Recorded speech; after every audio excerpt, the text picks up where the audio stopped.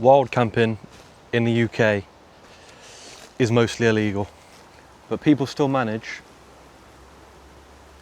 to do it and get away with it every night.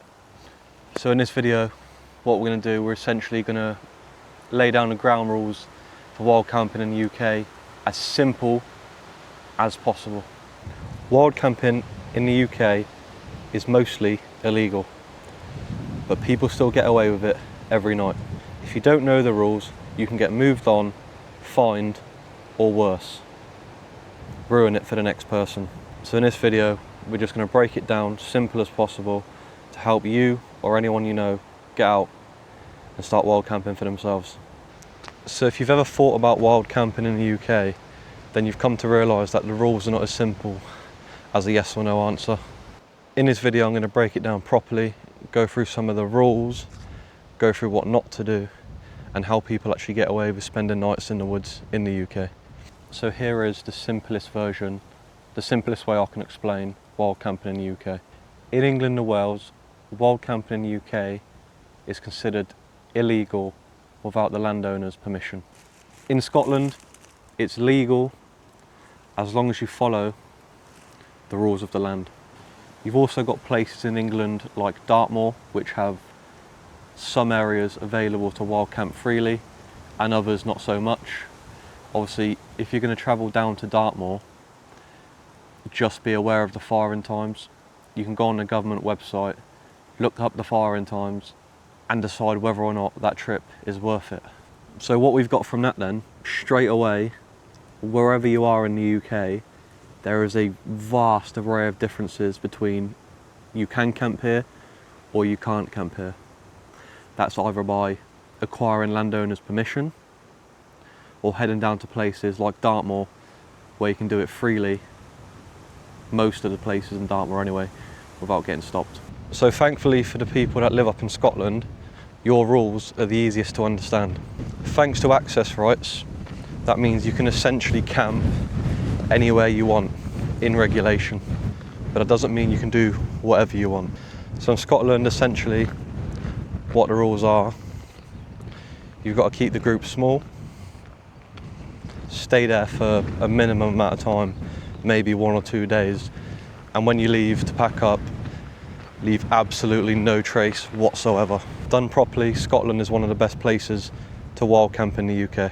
In England and Wales, this is where the rules can get quite interesting. Technically, if you camp without permission, you're trespassing, but in reality, low impact wild camping is widely tolerated provided you follow these couple of rules. That means arriving late, staying out of sight, leaving no trace, and leaving early.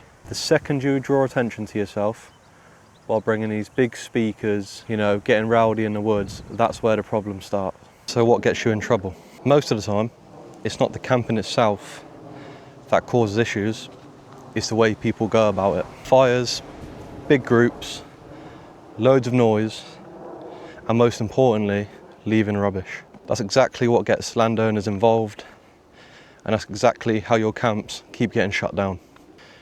If you're respectful, quiet, and careful, then in theory, you should have absolutely zero issues of wild camping anywhere in the UK.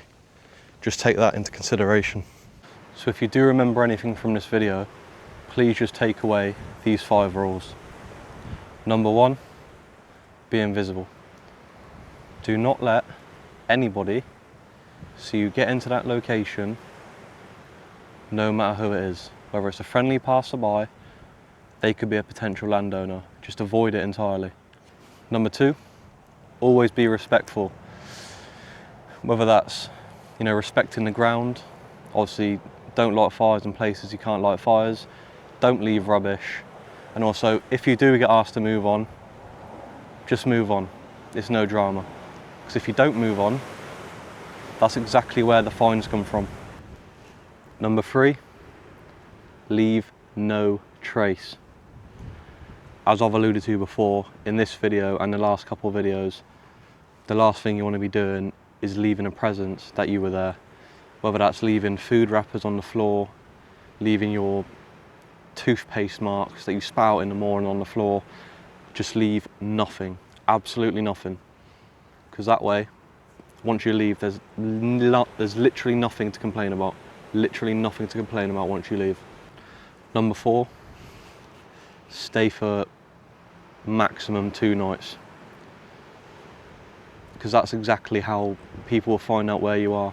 Landowners do go over their ground, and you're more likely to not get caught if you're only there for a short amount of time. Number 5 then, mainly related to Dartmoor area, know the land you're on. Check the firing times. That's the main thing in Dartmoor.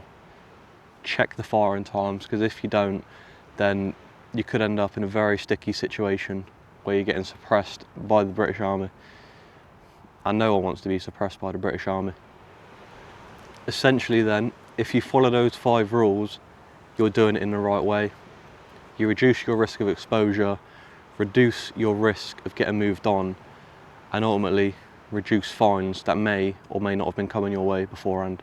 Wild camping in the UK isn't as simple as people think, but if you understand the rules and respect the land, then you'll have no problems wild camping in the UK.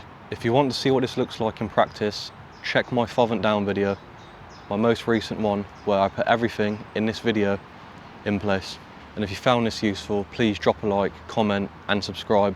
I've got plenty more videos like this coming. Obviously I'm a new channel and I'd appreciate, every little bit of support I can get. Cheers.